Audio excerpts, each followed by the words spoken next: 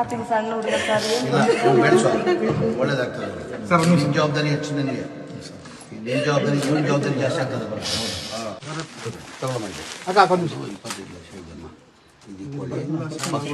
ಪಕ್ಷದಿಂದ ಮಾಡ್ತಿಲ್ಲ ಅದು ನಾವಿದ್ದೀವಪ್ಪ ನಿಮ್ಗೆ ಅದು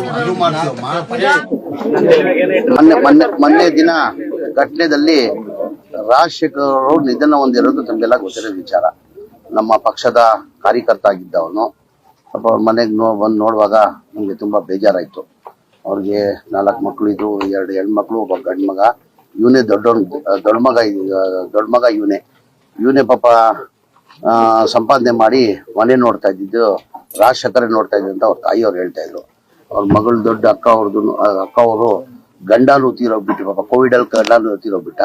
ಅವ್ರನ್ನು ಇಲ್ಲಿ ಕರ್ಸ್ಕೊಂಡು ಪಾಪ ಅವ್ರ ಅಕ್ಕನ ಜೊತೆ ಇಟ್ಕೊಂಡು ಮನೆಯಲ್ಲೇನೆ ಅವ್ರಿಗೂ ಅವನೇ ನೋಡ್ಕೊಳ್ತಾ ಇದ್ದಿದ್ದು.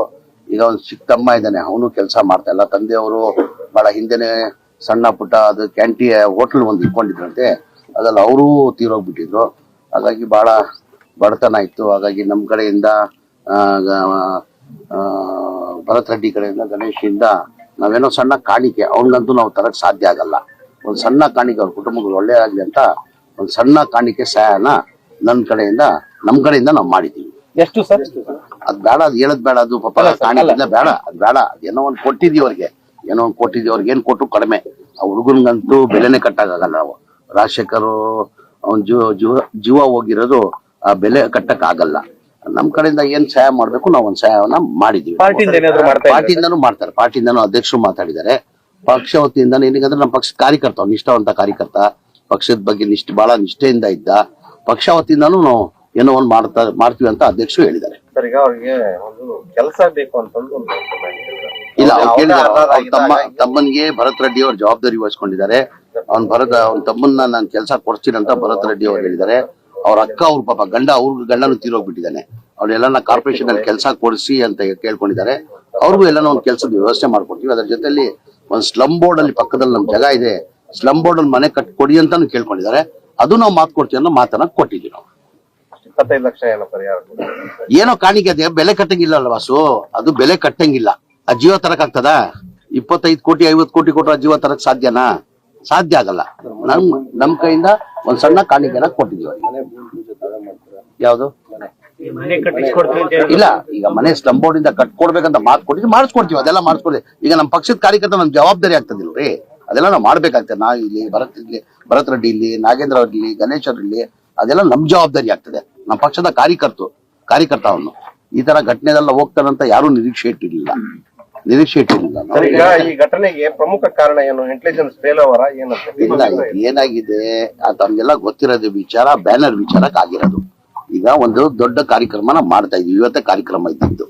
ನಮ್ಮ ವಾಲ್ಮೀಕಿ ಸ್ಟ್ಯಾಚ್ಯೂನ ಇವತ್ತು ಇನಾಗ್ರೇಷನ್ ಕಾರ್ಯಕ್ರಮ ಇಟ್ಕೊಂಡು ಒಂದು ದೊಡ್ಡ ಮಟ್ಟದಲ್ಲಿ ಕಾರ್ಯಕ್ರಮ. ಬಹಳ ವರ್ಷದಿಂದ ಈ ಬಳ್ಳಾರಿ ಜಿಲ್ಲೆಯಲ್ಲಿ ಒಂದು ಆಸೆ ಇತ್ತು, ಬಹಳ ಜನಕ್ಕೆ ಒಂದು ಆಸೆ ಇತ್ತು. ಒಂದು ವಾಲ್ಮೀಕಿ ಸ್ಟ್ಯಾಚ್ಯೂನ ದೊಡ್ಡ ಮಟ್ಟದಲ್ಲಿ ಕಾರ್ಯಕ್ರಮ ಆಗ್ಬೇಕು, ದೊಡ್ಡ ಸ್ಟ್ಯಾಚ್ಯೂ ಆಗ್ಬೇಕಂತ ಬಹಳ ದಿನ ಒಂದು ಕನ್ಸಿತ್ತು. ಆ ಕನ್ಸನ್ನ ನೆನ್ಸ್ ಮಾಡಕ್ಕೆ ಪಾಪ ಭರತ್ ರೆಡ್ಡಿ ಅವರು ಬಹಳ ದಿನದಿಂದ ದೊಡ್ಡ ಮಟ್ಟದಲ್ಲಿ ಕಾರ್ಯಕ್ರಮ ಮಾಡ್ಬೇಕಂತ ಇದ್ರು. ಆ ದೊಡ್ಡ ಮಟ್ಟದಲ್ಲಿ ಕಾರ್ಯಕ್ರಮ ಮಾಡ್ಬೇಕು ಯಾವ್ದನ್ನ ರಾಜಕೀಯ ಪಕ್ಷ ಇರ್ಲಿ, ಜನತಾದಳ ಇರ್ಲಿ, ಕಾಂಗ್ರೆಸ್ ಇರ್ಲಿ, ಬಿಜೆಪಿ ಇರ್ಲಿ, ಆ ಬ್ಯಾನರ್ಗಳು ಕಟ್ಟೋದು ಸಹಜ. ಇದು ಅವ್ರ ಮನೆ ಮೇನ್ ರೋಡ್ ಅಲ್ಲಿ ಇರ್ಬೋದು, ಜನಾರ್ದನದಲ್ಲಿ ಇಲ್ಲ ಅಂತ ಇಲ್ಲ. ಅವ್ರು ದೊಡ್ಡ ಮನ್ಸು ಮಾಡ್ಬೇಕಾಗಿತ್ತು, ಇಂಥ ಒಳ್ಳೆ ಕಾರ್ಯಕ್ರಮ ಮೆಚ್ಚಬೇಕಾಗಿತ್ತು. ಅವರು ನಾವು ಮಾಡಿದಿಲ್ಲ ಕಾರ್ಯಕ್ರಮ, ಭರತ್ ರೆಡ್ಡಿ ಮಾಡ್ತಾ ಇದ್ದಾರೆ ಅಂತ ಶಬಾಷ್ಗಿರಿಯನ್ನ ಕೊಡ್ಬೇಕಾಗಿತ್ತು ಅವರು. ಆ ಬ್ಯಾನರ್ ಕಟ್ಟೋದು ಎಲ್ಲಾ ಪಕ್ಷದಲ್ಲಿ ಸಹಜ. ಅದು ಈಗ ಯಾವ್ದಾನ ಒಂದು ಕಾರ್ಯಕ್ರಮ ಮಾಡ್ತೀವಿ ಅಂದ್ರೆ, ಈಗ ಬಿಜೆಪಿ ಇರ್ಲಿ, ಜನತಾದಳ ಇರ್ಲಿ, ಕಾಂಗ್ರೆಸ್ ಇರ್ಲಿ, ಆ ಬ್ಯಾನರ್ ಕಟ್ಟೋದು ಸಹಜ. ಅವರು ಪಾರ್ಟಿ ಅವರು ಬ್ಯಾನರ್ ಕಟ್ಟೋದು ಸಹಜ.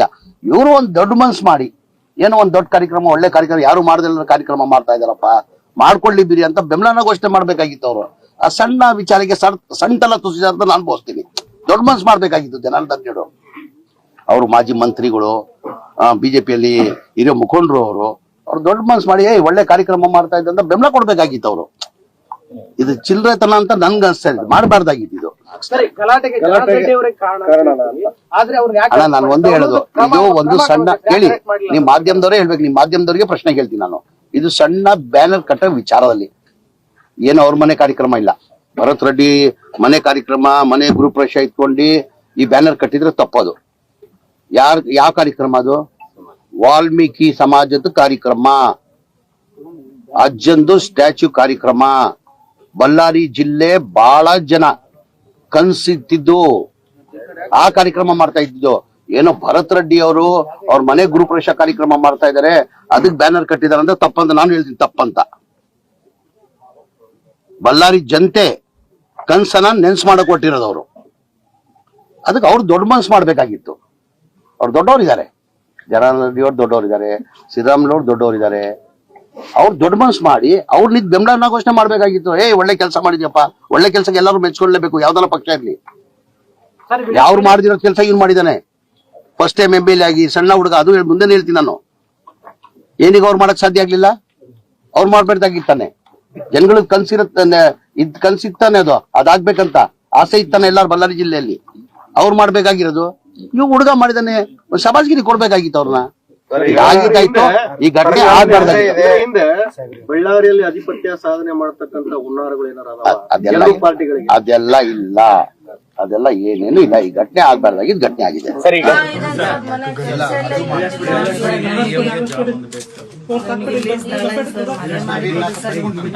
ಆಯ್ತು, ಅದ್ ಮಾಡ್ತೀನಿ.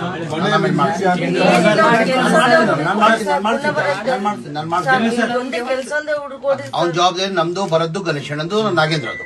ನಾವು ಮಾಡ್ತೀವಿ. ಏನು ಓದಿದ್ಯಪ್ಪ?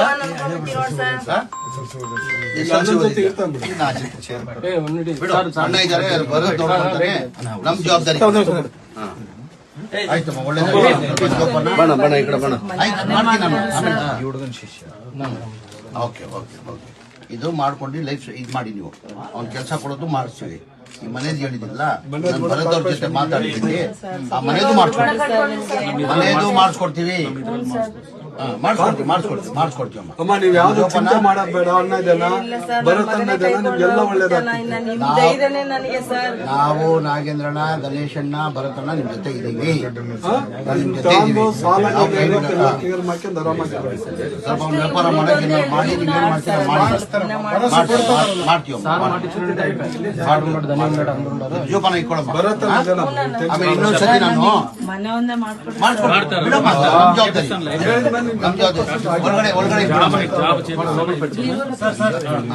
ಹೊರಗಡೆ ಇಟ್ಕೋ. ನಾನು ಇನ್ನೊಂದ್ಸತಿ ಆಮೇಲೆ ಬರ್ತೀನಿ. ಇನ್ನೊಂದ್ಸತಿ ನಾವೆಲ್ಲ ಬರ್ತೀವಿ, ಸ್ವಲ್ಪ ಇದೆಲ್ಲ ಆಗ್ಲಿ. ನಾವ್ ಇನ್ನೊಂದ್ಸತಿ ಬರ್ತೀವಿ. ನೀವು 11 ದಿನ ಏನ್ ಕಾರ್ಯ ಎಲ್ಲ ಮಾಡಿ ನೀವು, ಆಮೇಲೆ ನಾವು ಬರ್ತೀವಿ. ನಾವು ಬಂದು ನಿಮ್ ಮಗನ್ ಏನ್ ಮಾಡ್ಬೇಕು, ಈ ಮನೇಲಿ ಅದ್ ಮಾಡಿಸ್ಕೊಡ್ತೀವಿ. ನಿನ್ ಜವಾಬ್ದಾರಿ ಜಾಸ್ತಿ ಆಗ್ತದೆ. ನೀನೇ ನೋಡ್ಕೊಬೇಕು, ತಾಯಿಗೆ, ತಂಗಿ, ಅಕ್ಕನ್ನ. ಮಗಳು ಇಬ್ರು ಹೆಣ್ಮಕ್ಳ, ಇಬ್ರು ಗಂಡ್ಮಕ್ಳು, ಇಬ್ರು ಹೆಣ್ಮಕ್ಳು. ಇನ್ನೊಬ್ಳು ಗಂಡ್ಮಗಳು ಮದ್ವೆ ಮಾಡಿ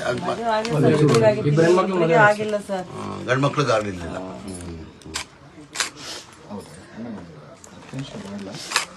ಅವನ ಒಬ್ಬನು ಹೋಗ್ಬಿಟ್ಟ ಸರ್. ಸಾಲ ಇತ್ತು, ಅದನ್ನ ನಮ್ಮ ತಮ್ಮ ಹಂಗೆ ಕಟ್ಕೊಂಡ್ ಬರ್ತಿದ್ದ ಸರ್. ಸಾಲ ಕೂಡ ಇತ್ತು ಸರ್, ಲೋನ್ ತಗೊಂಡಿರೋ. ನಮ್ಮ ತಮ್ಮ ಹಂಗೆ ಕಟ್ಕೊಂಡ್ ಬರ್ತಾನಂದು ಭರವಸೆ.